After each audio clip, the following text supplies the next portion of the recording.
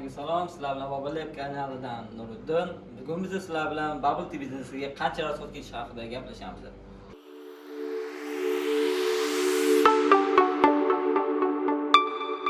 Bu bizning ikkinchi filialimiz Haytown Mall'ning food court qismida joylashgan. Ko'rib turganingizdek kichkina holatda. Bu yerda samam uslugi va har bir mahsulotlar saboy holatda chiqariladi. Keyin sizlarga tavsiya berardim, boshida kichkina joyda bo'lishni. Chunki sizlarga ofisant xizmati kerak bo'lmaydi va sizlarda asosiy qiladigan ishlaring mahsulotni saboy holatda chiqarib berish xolos. Hozir men sizlarga kafeni to'lig'ini ko'rsataman.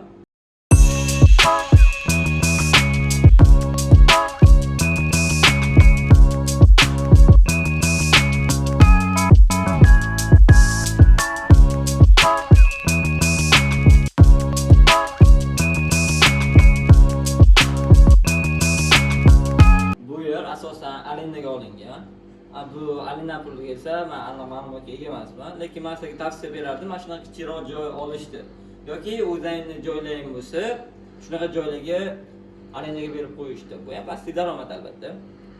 Remontga keladigan bo'lsa, bu ikkinchi filial bo'lgan hisobiga birinchi filial bilan bir xil qilingan va ancha-muncha rasxod ketib qolgan. Agarda sizning birinchi filialingiz bo'lsa, tavsiya beraman, unchalik katta rasxod qilmasdi, lekin sal dekorativniroq qilishdi. Chunki kelgan odam ham savoy qilib narsasini olib ketadi va kelgan odam atmosferadan bahramand bo'lib turadi. Va ikkinchi filial bo'lgan hisobiga rasxod juda katta ketgan remontiga. Lekin tavsiya berardim, sizlar arzonroq qilishlaring. Endi rasxodga keladigan bo'lsak, mana bu oyna примерно 100 dan $150 atrofida. Bubble Tea qizlar yoqqan hisobiga kelib turib, sizlar ko'pincha mana shu oynadan rasm tushadi va mana bu ko'rgansiz logotip orqali bizdan ko'proq atmetga qilishadi. Bu ham sizlarga foydali bo'ladi. Ya'ni keyinchalik Instagram ko'proq odamlarga to'lab o'tirishiga va marketinglarning oshib turishiga hissa qo'shiladi, oz-moz bo'lsa ham. Endi keladigan bo'lsak, bu yerda kassa apparat ko'rib turibsizlar. Buni narxi greta примерно $300 atrofida. Ayko ishlatganimiz hisobiga sal qimmatroq yuradi. Ya'ni Ayko qolgan kassa apparatlarga nisbatan mukammalroq. Lekin sizlarga tavsiya berardim, boshiga arzonroq kassa apparat olishdi. Chunki sizlar keyinchalik hisob-kitobga va pastdagi skratlarning adashmaslikka yordam beradi. Tepada ko'rib turibsizlar, televizor. Ya'ni bizda 3 ta televizor qo'yilgan. Bu yerda menyular ko'rinib turadi. Men sizlarga tavsiya beraman, kamida 2 ta televizor qo'yishdi. Sababi nimaga? Albatta odamlar ochilib bo'lib turadi va menyuni kelib mana bu yerdan ko'rishdan ko'ra tepadan ko'ra tezroq tanlashadi. Keyin sizning vaqtingiz ko'proq, ya'ni zakaz olishga ketadi xolos. Buyurtmani tez va oson qabul qilishga yordam beradi. Yurib ketdi ichkariga. Hozir o'tib oling operator. Bu yerda vaqtli apparatlar bor, lekin biz bularga chalg'imaymiz. Endi mana bu stol xolodilnik haqida gaplashamiz. Buni narxi примерно adashmasam $900 atrofida. Sababi buni ichiga siz xolodilnikni bemalol ishlasangiz bo'laveradi. Keyin mana jetlaydan solib qo'yasiz. Keyin mana bu nomlar aniqini bilmayman. To'g'risi suv-stet degan deylik. Suv-stetirga примерно $120 или $1,5 million atrofida tushadi.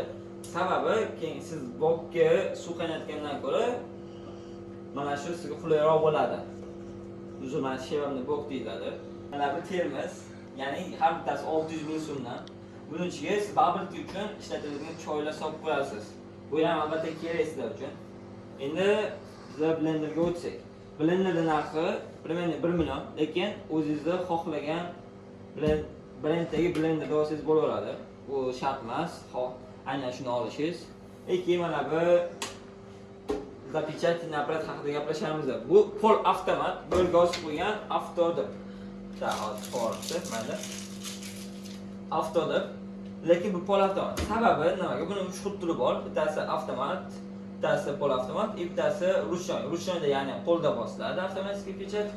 Bu esa pol avtomat, ya'ni siz olib buni o'qishingiz kerak, keyin o'zingiz olishingiz kerak. Bu pol avtomat. Uchinchisi hozirda eng ommabobi avtomat, ya'ni tugmachasi o'zi mana shu tugmachasi bo'ladi. O'zi avtomatik ichimlikni olib, mana bunday stakanga yopishtirib chiqarib beradi. Oddiy qopqoqdan foydalangandan ko'ra shu foydaliroq sizga ancha. Bu tak xolidiyning davomi, albatta bunga Savoy aslan Savoy idishda sotib qo'yiladi. Buni narxi примерно 1000 atrofida ekan. Menga shunaqa aytishdi. Mana bu pechati. Bu pechati narxi ham примерно $20 atrofida. Ichida 9000 ta stakonga yopishtirib berishga yetadi. Buni alohida sotib olasiz endi. Krishkadan arzonga tushadi. Da. Bo'ldi. Endi ichkarida hol. Endi ichkariga kiramiz. Aytganimdek, bu multivalka примерно adashmasam narxi $50 atrofida. Siz buni oddiy qozonda elektron pechda qaynatishdan bo'la oladi, lekin bunisi oddiy qozondan ko'ra ancha qulayroq va foydaliroq. Sababi siz buni avtomatik soatga qo'yib qo'ysangiz, o'zi aralashtirib qaynatib turaveradi. Keyin ko'rib turibsizlar, bu yerda blender bor, mana bunaqa Elektron mikrovolnovka. Bu yerda elektron mikrovolnovka bor. Bular sizlarga shart emas. Aytganimdan nimaga? Chunki sizlarga bunaqa narsalar kerak bo'lmaydi. Bubble tea-ga masalan 900 ga xohlasangiz qo'ying, albatta menyuingizda bo'lsa qo'shsangiz bo'laveradi, lekin unchalik shart bo'lmaydi. Ishlatmaysizlar pashti. Multivalka ham kerak emas. Nimani istasiz?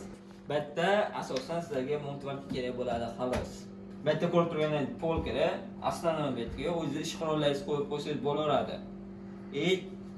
Da, bo'ldi, menimcha shular aslanmi. Bu yerda qolib ketgan muz apparat, chunki menda hozir muz apparati yo'q, sababi boshqa fillarning bor hisobiga bu yerdan muz bizga kelib turadi. Keyin muz apparatdan примерно $500 atrofida bo'ladi, o'rtacha kuniga 20 kg muz chiqarib turgan.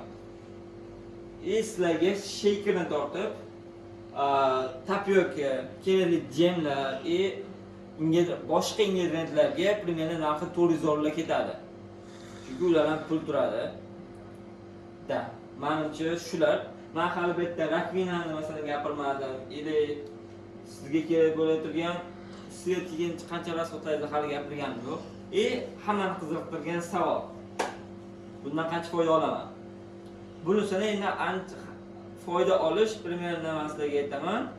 O'rtacha odam bo'lishi va bo'lmasligiga qarab 3 million bo'lishi mumkin. Примерно, chunki hozirda men bilgan va o'zimda ham bashi shunaqa odam примерно stabilni bo'lgan kunlari 3 milliondan 5 milliongacha, shanba, yakshanba oddiy kunlar esa 5 milliondan boshlanib ketaveradi. Pashta hamma joyda men eshitganlarim hamma joyda shunaqa deyishdi. Endi hammasi bubble tea'ni qanday tayyorlashingizga bog'liq. Chunki bitta klient kelgan odam qaytib kelishi kerak sizga. O'zi bitta klient qaytib kelmasa, o'zi biznesingiz sinib ketadi. Agarda bubble tea biznesini sizlar endi boshlamoqchi bo'lib turgan bo'lsalaring yoki boshlab barlaringga qo'shilmoqchi bo'lsalaring, bemalol mana shu nomerlarga yoki Telegram orqali yozishinglar mumkin. Sababi bizda bu sohada 2 yildan oshiq anonga egamiz. Sababi bizda 2 yildan oshiq 2 yildan beri shu yo'nalishda ishlab, shu yo'nalishga kirib boryapmiz. Noldan olaymi? Yo'q.